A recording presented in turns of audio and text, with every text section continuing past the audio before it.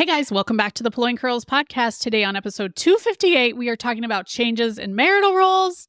Let's untangle it. Hi, I'm Hilary, a serial overcomplicator. I'm also a nurse, mom to three, and the curly head behind Pulling Curls and the Pregnancy Nurse. This podcast aims to help us stop overcomplicating things and remember how much easier it is to keep things simple. Let's smooth out those snarls with Pregnancy and Parenting Untangled, the Pulling Curls podcast.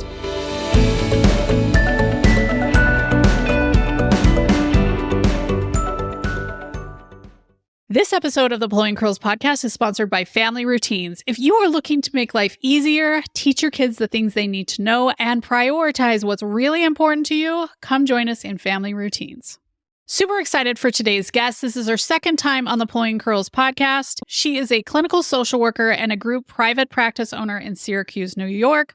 I found her on TikTok with Mama Therapy. I absolutely love her account. You totally need to follow her. I want to introduce today's guest, Stephanie Straub. Hey, Stephanie, welcome back to the Pulling Curls podcast. Hi, Hilary. Thank you for having me. I'm glad to be back. Yes, I'm so excited for our new format. We're talking a little bit longer, and it's going to be so good. Okay, so today we are talking about marital roles. Stephanie, tell me, what's a definition of a marital role? All right, coming in hot with a hard one. I think the thing that makes this such a difficult subject is the definition is different, right? It depends on the individual, depends on the couple. But in general, I think it's just the responsibility, the task, the energy that each partner brings to the partnership, to the marriage. And specifically, my expertise is in providing support after a baby's been born and when we're kind of in the postpartum and parenting stage. Yes, and marital roles just go out the window at that point. I think a lot of things go out the window.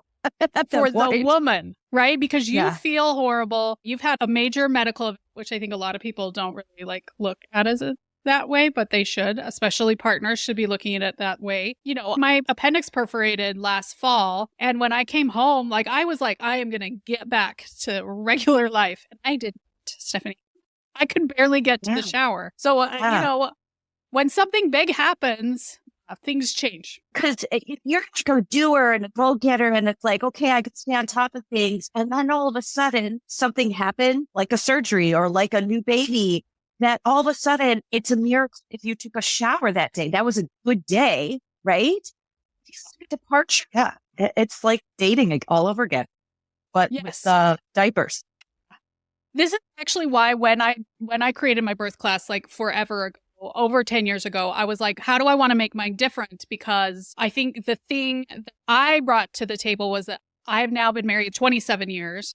And I really understood how the dynamic changes and how little your partner understands about how things are going to change when baby comes home or what to expect and all those different kinds of things. And if you could just get on the same page, even loosely on the same page, it really can make a difference when that baby comes home. Yeah, I don't want to take, if we're speaking about kind of heterosexual cisgender roles, right? I don't want to take the male out of the equation or the non-birth if it's a same-sex or relationship. I don't want to take the non-birth partner out of that because their world has also changed as well. But I think we focus so much on what's going to happen, getting to the point of labor, delivery, bringing the baby home, taking care of the baby, that we kind of forget there are two other major players that are going through something here. And there are going to have to be adjustments made on both sides. Of course, I'm very protective of the new mother because they just went through a major medical event. But for the dads or the partners, it's happening to them too. When something major is happening, it can really throw you for a loop and it can impact the relationship. I will say that the further I got away from having babies of my own, the more I looked at the dads and felt a little bit more sorry for them. Right after I have a baby, I would just be attacking those dads with my eye daggers, right? If they were laying in the corner. Because I'm at a stage where my sons are closer to having babies than we are, right? My youngest is now 16. So hopefully they have a baby in the next 16 years. Yeah. Teach men how to do this. Do a real good job letting women know what their roles should be, right? I think we do to detriment of a lot of folks who struggle with balancing it all. But I don't as good of a job talking to young boys, young men, and new parents, new male fathers about what should their role look like in terms of being an emotional support, in terms of recognizing the invisible mental load, in terms of stepping into that space, you know? And I don't want to turn off the people not having babies too, because I think this applies to any major life event changes. Mom goes back to work, dad goes back to work, any type of thing like that. I think that this conversation relates to all big changes in family. That's a very good point. I start out with a lot of times people who are pregnant or really postpartum, they stay on with me, which I'm going to take as a compliment. They enjoy the work we're doing. They feel good about it. It seems to be supportive. But now working with people who have kids who are 5 years old. I've been working with them since they were pregnant, or people who just start with me later. And this is a huge thing of, you know, maybe they were the go-getter and the do-it-all and the manager. And once we add, you know, career and babies or a home and different, and now your parents are aging, you're taking, like, the stakes get higher, the responsibilities. And it's like, oh, like, I can no longer do it all by myself. And they're trying to call their partner in. The partner really hasn't had to fill that space yet because they've been doing it. Like, they've been doing it on their own out that. And so it's a big adjustment for both partners of like, I don't like having to ask for help. So now I have to do it. Right. And the other partner is kind of like, I don't know how to help. I don't know how to help. I don't know. So tell me how to help. Well, then that feels like now I'm doing your mental work. Nobody told me what to do. You know, it's whole snowball effect. And then people come in here and they say, what do I do? What do I do? So, yeah. And I think 5 is a big time where things shift because you've got one going to kindergarten. A lot of times then the mom's like, I'm going to pick up more time at work. You know, there's somehow we think their kids are going to go to school and that like our responsibility ends from 8 to 3 or whatever. But for me, I then picked it up by helping more in the classroom. And I was an idiot and was a PTA president, right? Like we all make choices that aren't always the best. But, you know, I think we look at this and we're like, oh, well, we got through the postpartum thing. But I think all through parenthood, we're in a zone right now where my youngest will soon be able to drive, right? And so that's a big load off of high school. In high school, you are literally just a taxi driver. And now that we're going to eliminate that in these coming months, what does that look like moving forward? How can we rebalance the load if one was the driver more, one wasn't? Right.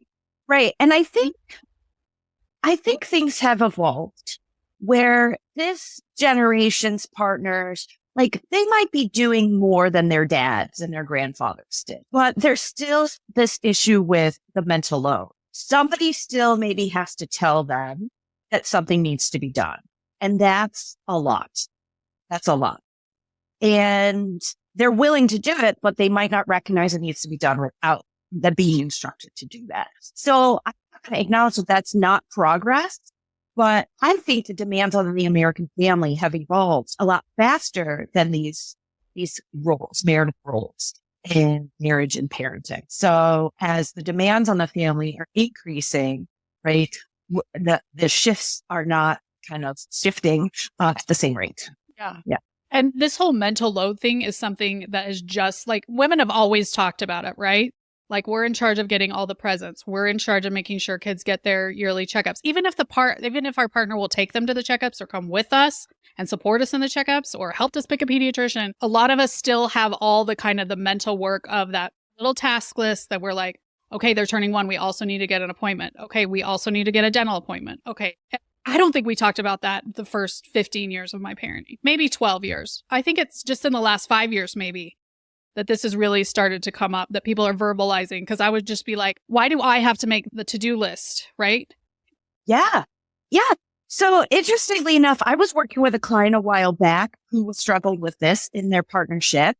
And she saw me for therapy. Her partner was also in therapy. And God bless her partner, went to therapy and said, my wife is asking this from me. I'm really struggling. I don't know how to do it. And that therapist told her partner, have to make a list of the things you could do that would help reduce her mental load. Now I have to write a list of what you can do to reduce my mental load. Whereas I think the frustration is we can see the garbage is over. Both can see the garbage is overflowing. Or we both know that kids need to get their teeth cleaned every 6 months. We both know, right?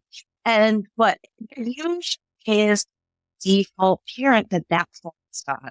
And again, that can work for a certain amount of time until it doesn't. It can really create a wedge in the relationship.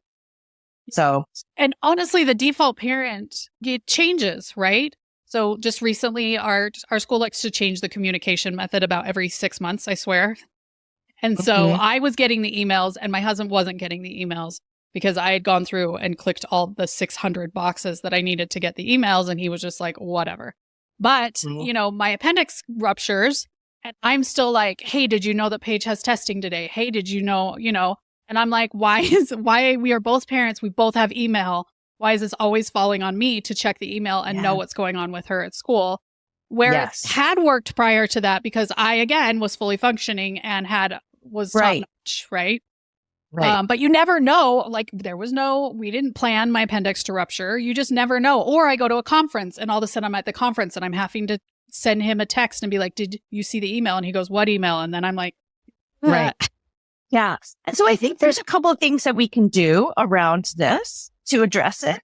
And again, it works until it doesn't work. So if you're in that role, there's typically one person in the partnership. It's a little bit more of the manager and the plan. One who is and one who isn't. And then they marry each other. And so there is necessarily an issue or a dysfunction in one person being a little bit more on top of these things, or just maybe it's a little bit more aware. But it's when we couple this person into partnership, do they hop on board? But I think one thing that people who are the doers and the planners struggle with is watching something potentially fall apart or crumble, right? A ball get dropped and watching somebody struggle and the desire to swoop in and prevent that and fix that, right? For the other person. And I think sometimes it has to be because it's a big deal thing. And I think sometimes it doesn't have to be. You don't have to save it. The mistake can be made. The ball can be dropped, made out of rubber, it'll bounce back. Sometimes they're made out of glass and they won't, right? And so that you do have to step in. Just let the mess up happen because there is no greater teacher and it works way better if your partner saying, you need to do this and you need to do that. So I think sometimes the person who is the doer and the planner and the manager needs to step back. And even if we know something's maybe not being done the way we would do it, or maybe something's going to be missed, we can let it happen.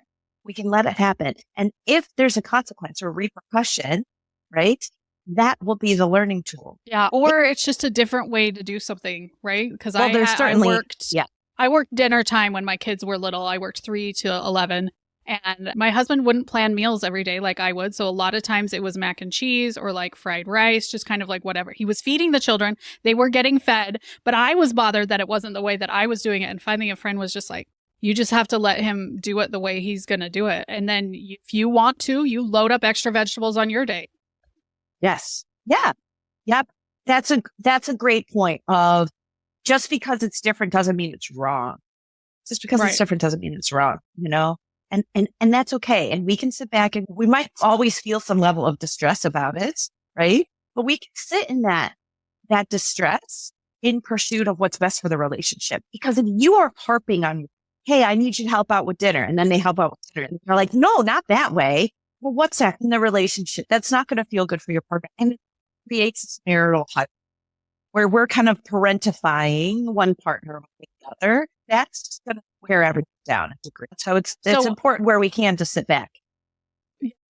I totally agree. I think that it is hard, especially when you feel like these are my kids, we're ruining them, especially with the young kids. Like teenagers, I've given up ruining them. And especially my daughter should know that stuff is going on at school. She's a sophomore in high school. If they're having testing, it really should be her job to be like, hey, we have testing tomorrow. I'll need to ride home early or whatever the case may be, right? But I, of course, wanted to swoop in and make sure that she was just taken care of in every little need. Sure. And again, I'll go back to that trusty old soapbox.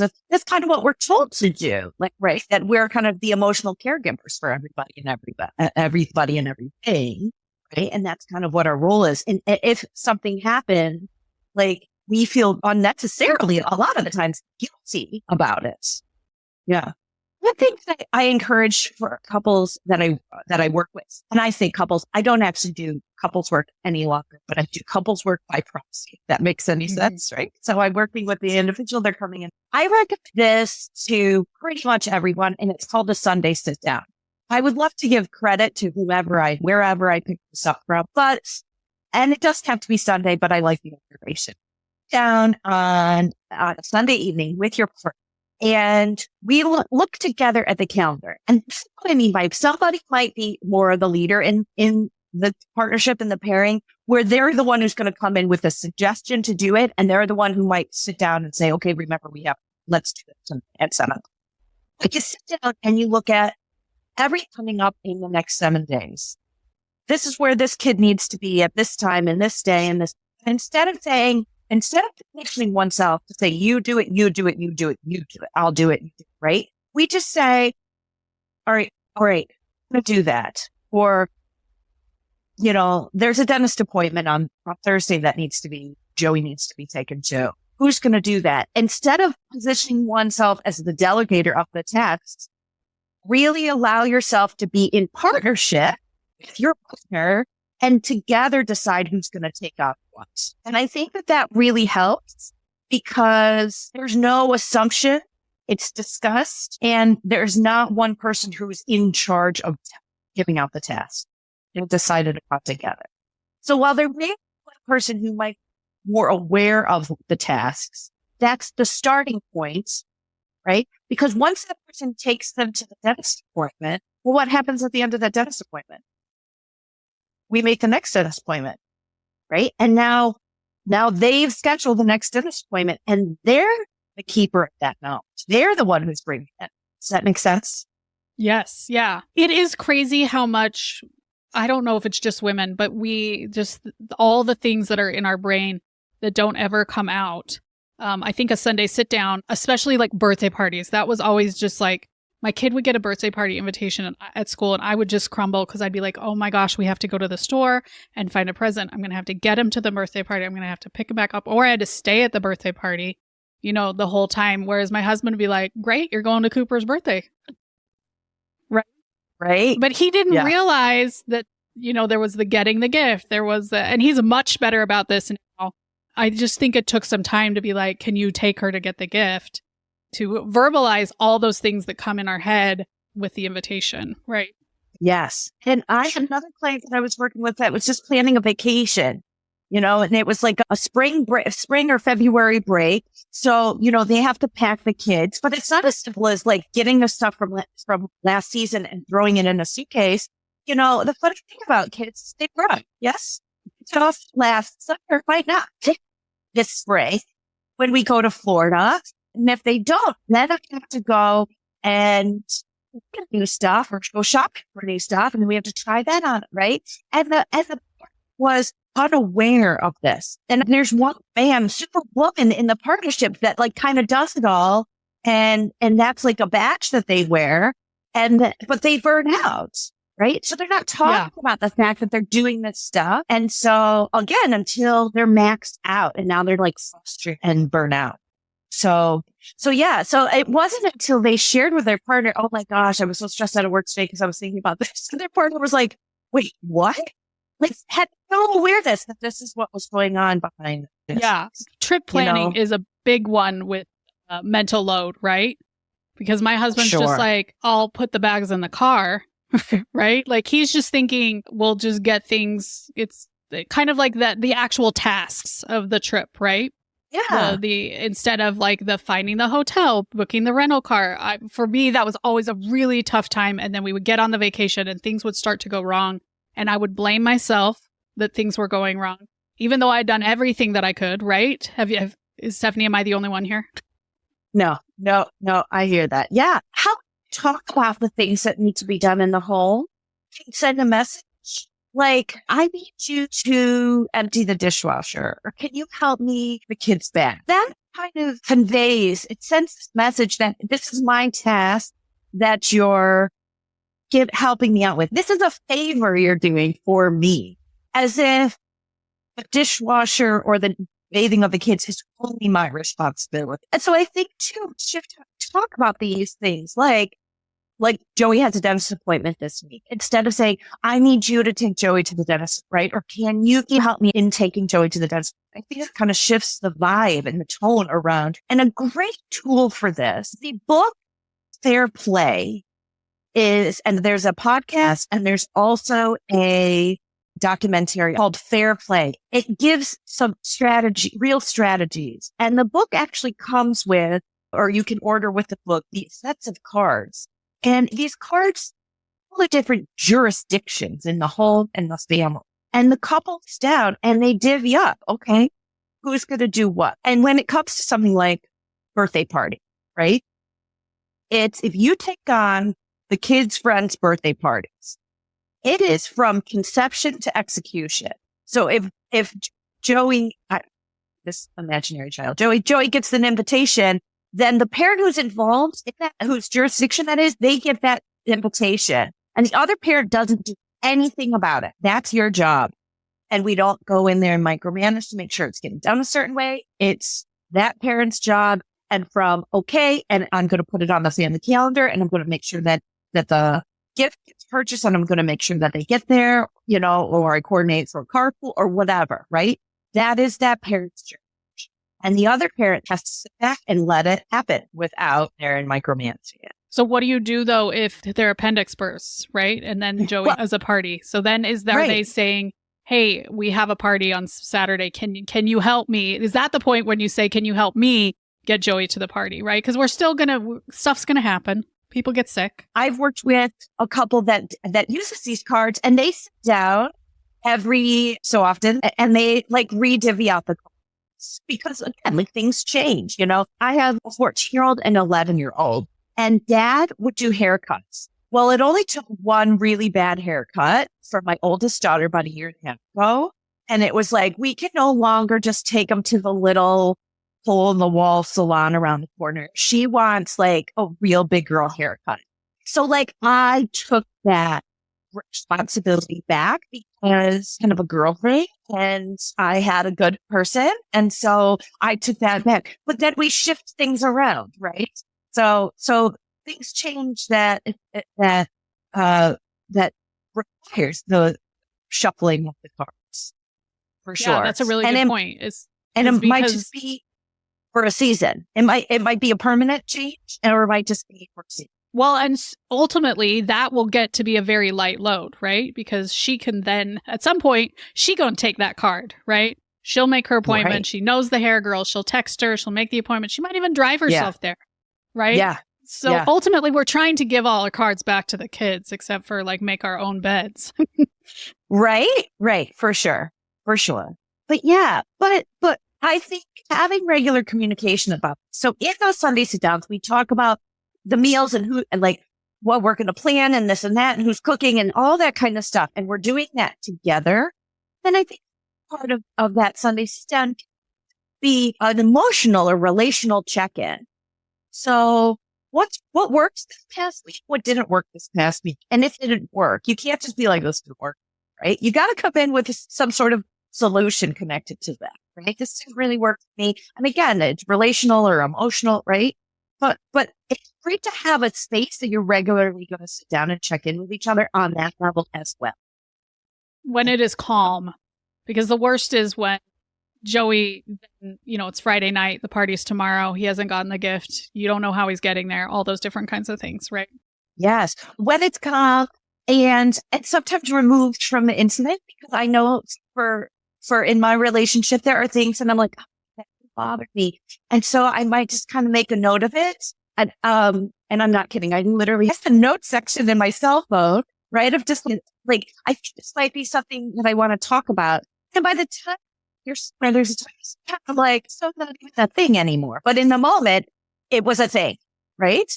So I think that helps too. If we can move ourselves from it a little, it might not even be worth talking about. Or if you're 6 days later and you're still like, no, yeah, I'm going to talk about it, right? Yeah. That's a great idea, though, to just be able to chart it on however you're going to write it down. And then you can reflect on it and be like, was that me micromanaging? Because that's definitely a problem in my relationship. I want things done a specific way. And I've ultimately had to decide that if I really want it done that way, then I'm going to need to be the one that does it, right? Yeah. Which we all learn that. We all learn that, I think, with time. Yeah. And For sure, be harder about it. So I know, so when it came to the holidays in my marriage, I wanted to do it. I wanted to do it because it was important to me that it be done a certain way. And I had a problem with the fact that my ex-husband didn't really contribute at the same level. It's okay too. But I could come back and be like, well, if you, right? So I couldn't come back and say that. So that was my jurisdiction. I was happy to take that on as my jurisdiction. And there were other things that my partner did.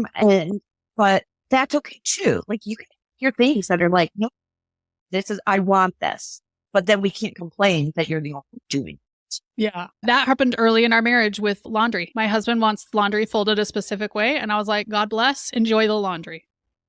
Because that was also a task that I was fine that he put off for a while. He could do it on the weekends. He was a teacher. So I didn't care if laundry piled up. I wanted it clean so we could grab something out of the basket. But if he wanted to let it pile up and then do a bunch of the loads on a specific day, that was fine. So I ran the laundry and he folded it. And that worked out just fine because he was picky. We all have our picky things. I think a lot of times people think, oh, it's only the woman who has the picky things, but that is not the case at all. I don't think. No. I think we all have our stuff for sure.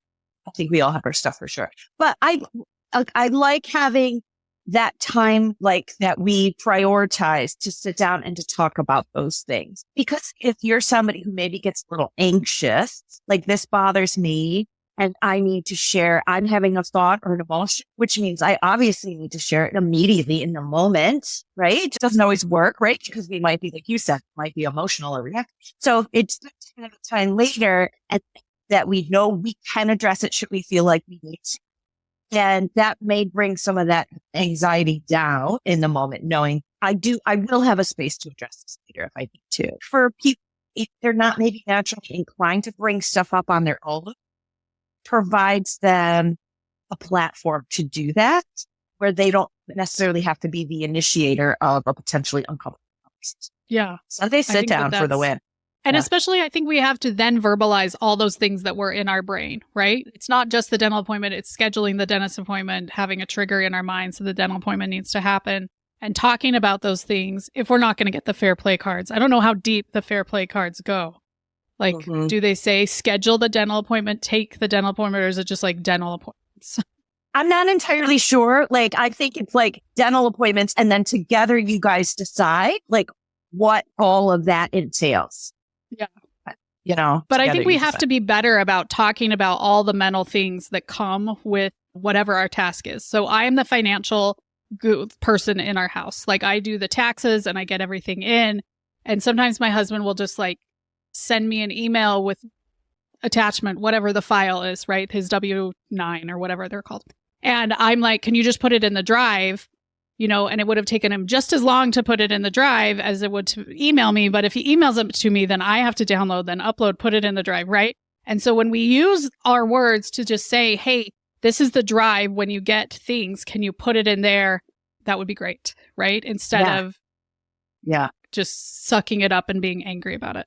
Yep, exactly. Like how our roles change, whether it's like a baby being born or a child going off to college is like another big life decision where it's now like, okay, I have time that I didn't have before, or a child driving or an illness or an ailing parent or something like that.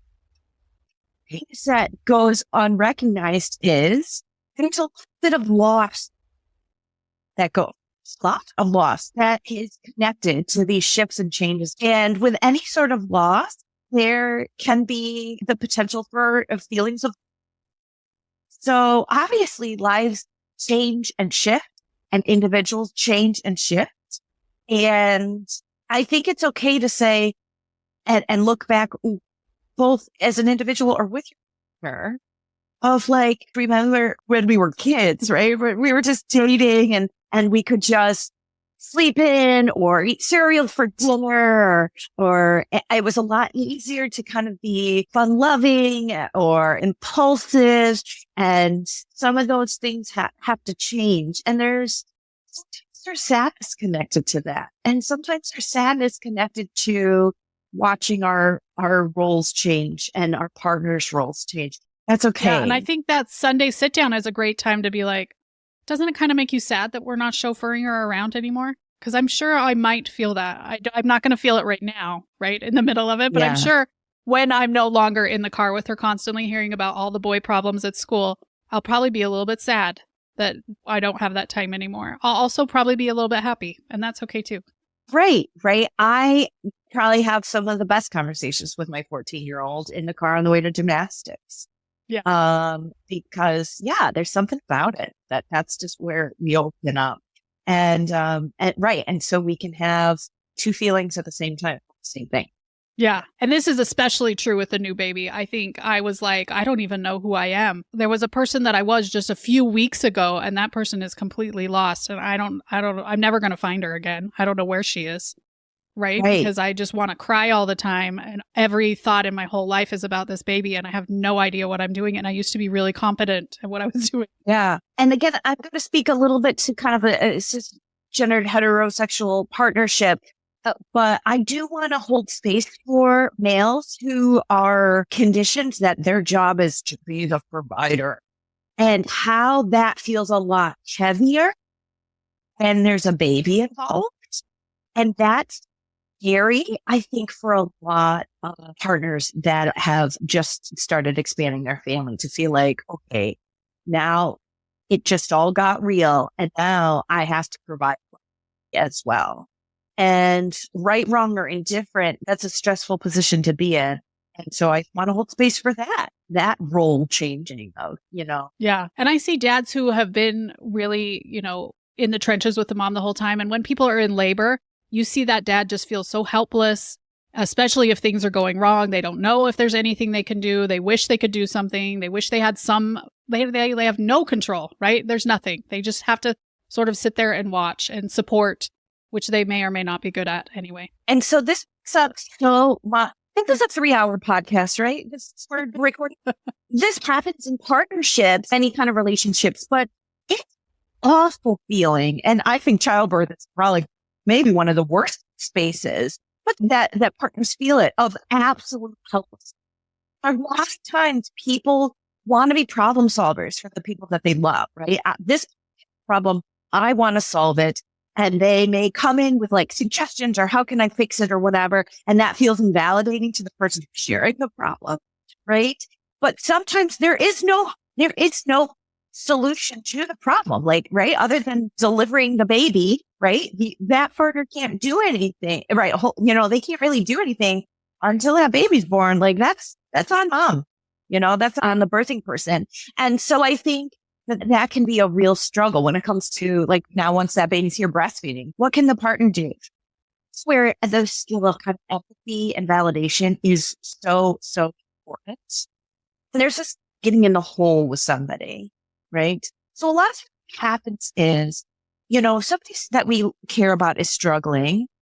We kind of envision that they're at the bottom of like this dark hole, and it's like cold and damp and muddy and stinky, and it's just like, right? And it's just left. Nobody wants to be in the hole. What we ought to do is we stand at the top of that hole, look down, and we say, what's valuable than that, right? There's value in that, but it's called powerful as you close down in the hole with the person, and you just with them and bear witness to how icky that hole really is. And I'm really sorry. This is awful. This sucks. And I'm so sorry you're going through it. So incredibly helpful to people. And it's so, so simple. Yet a lot of times our distress around watching the people that we love struggle prevents us from being able to just get in it with them and sit in it with them and just say, yeah, this is awful. And you're so sorry it's happened to you. Yeah. At what point do you decide you show them there's a ladder in the hole? Or you think there's a ladder, but the ladder may break, right? Or you can easily jump out of the hole, right? Because you have all this upper body strength because you work out. Or, Right. I always struggle with the whole, let's sit in the hole together. Like that's usually what I start with is let's sit in the hole together. But then if they seem so frustrated, I'm like, but there's a ladder right here. Or, if you just learn to jump harder, you could get out of this hole or whatever. Right. Well, I think, and this is, this is kind of part of my role too, because like, right, I've got ladders, right, to help them, like, here are my degrees, right? Let me show you how to do it, right? But it has to be with their consent. So sometimes, depending on the situation, we're sitting there and just sitting there and holding space and bearing witness empowers them enough to like figure out how to climb their way out on their own, right? Or suggestions, there's nothing wrong with offering that. But I think it has to be with their just thoughts about this. Are you interested? Right. Right. I mean, that would say, right. So I'm so sorry. Yeah, it's terrible. I wish I could help you. Right. Because sometimes there's nothing we can do to help. Right. I wish I could help you. And, or I wish I had the perfect words for this or whatever. Like, so we could share that and sit in it with them. And it was something that to feel like a potential solution to. We feel like we've got a potential ladder to help them out, then we can offer that to them. But again, they don't have to consent to it. And that's not personal. It feels personal, right? Like, why don't you want my ladder? Why aren't you interested in that? Right? It's not personal. They're insured. Right. Yeah. So you can offer the ladder, but I would start with the validation and the getting in the hole. Then you can say, hey, if you're interested in that. And then if they're interested, then you can offer it. So that's a great analogy of like getting in the hole with people. And I think we have to do that with our partner because I think we're real quick to be like, we've got a ladder to get out, this situation that you are in with our kids, right? Well, I really struggle with this. Like, I have what I do, right? So these don't just stay at the office, right? So I think, of course, I've got a ladder for everyone. My kid, my partner, my sister, my friend, the male, I've got a ladder, right? And so I really have to. And I'm sure you experience this maybe it with lots of things, but like, especially in the medical space, it's like, oh, I know what to do about that, right? Because that's your and so sometimes I really have to check my shelf a little bit around, like, can't answer any of that. Yeah. And I have to, as a nurse especially, I have to realize that my ladder just may align with what they're wanting, right? My ladder might be, why don't you just get induced when they are so adamant that they don't want to be induced, right? So my ladder is of no use to them, even though I figure that's the ladder that could get them out of this hole. Right. Yeah. Well, I love the idea of the Sunday sit down. I think that's something that I'm going to implement for this. And I think no matter what your family looks like, that is something you could implement because especially as my kids get older, they're taking some of the fair play cards of their own. And I may need a comms place where I can be like, hey, I noticed that you missed a couple of assignments this week. Is there ways that I can support you better in that? Or, with the husband where we miss a birthday party and some kids just totally taken back by that. Mm-hmm. We could talk about how things got missed and it wasn't going to take over, right? Instead of in the moment being like, I told you so. Yeah. So I think it's a useful tool. And for whatever reason, I suggested it and I think people are a little resistant to it. But then the folks that do follow through on it come back. And I've never had somebody say it wasn't helpful. But it does require intention. So I got to say, we did therapy after 2020 and I was shocked by how much of therapy is really just having a discussion together because my husband doesn't want to take less of the load than I do. That's not the person that I married. He's not looking to take the easy way out. He's not looking to ignore my mental load. He simply just doesn't see it. Like that's not part of his, like who he is. Right. And so the more I discuss it, the more he realizes, okay, this is something I can do. I realize that it's just not something he saw, right? And there's things I don't see, like home improvement. I'm like, that wall can stay chipped forever. I do not care. But to him, he's like, well, we're going to paint that, right? Yes. Yeah. And I think, and I just saw something recently where a mother was talking about how she is teaching her children the skill of notice and do. And I thought that was so great. Like, so rather than like a chore chart where there's value in that for sure, but it was more of a, if you notice X, then do Y around that. So if you know that you took the last paper towel off the roll, the household expectation would be that you get a new paper towel. So I think that that's a really great skill. So that like the next generations we're teaching that, male and female, and everything in between, that we're teaching that that's what contributes to the household, as opposed to one person is the delegator of all the tasks and the seer of all the things. Yeah. Well, and that's awesome with kids, right? Because they might not realize that they have to get a birthday present, right? So when the kid gets the invitation, then you sit down and you're like, okay, we have a party on Friday. Can you go? Right? We have to look at the family calendar. Then we have, going through the mental load steps instead of mom always being the one that's like, I'm just going to grab the present while I'm at Target. We're not even going to deal with it. But teaching kids those steps so that they realize how they can take on those things on their own. And then hopefully someday with these boys that I have, they are taking more of the mental load. And, my husband is 6,000 times better than his dad at all of these parenting tasks. My hope, and I think his hope also, is that our boys are 6,000 times better than he is, so that we're ultimately just making life a lot easier for everybody. Absolutely. And again, I go back to, this is kind of how for generations, males and females have been kind of socialized, and moms and dads and right? And husbands and wives. And that's how kind of we socialize. And so it's going to take time to continue to undo that and kind of learn new ways in the midst of a million other things changing in the world, right? And so, yes, while each generation gets better, right, we can continue to build up for sure and influence the next generation. And we're all going to have missteps along the way, both of us, and we have to allow that, because we're all just here learning. We're all just people.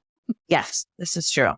So I hope this takeaways, I hope there are some little tidbits that folks use and you find valuable. Yeah, I think there will be. And I got to tell people that I think this is something that absolutely every couple struggles with, because we're different people. And shockingly, we can't read each other's minds, which is really annoying in a couple. I mean, that's probably a double-edged sword. Sometimes I don't want to know what's my partner's minds. But I will say, and I may have shared this with you previously, but when I'm working with a newly postpartum mom who's really in distress or depression, anxiety, or whatever the case may be, I know that that is starting to resolve when they start to come in and complain about their partner, right? Because that is very common. That is normal, right? That is, I don't know who I am. I don't know who they are. I don't know if there's a couple.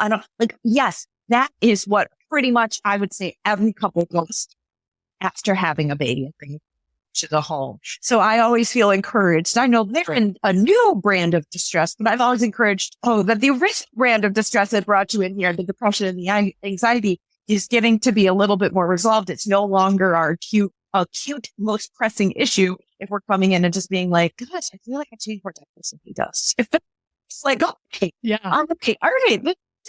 Stuff. So yes, it's very, very normal. If you're out there thinking Hilary of 27 years has got this solved, I absolutely do not.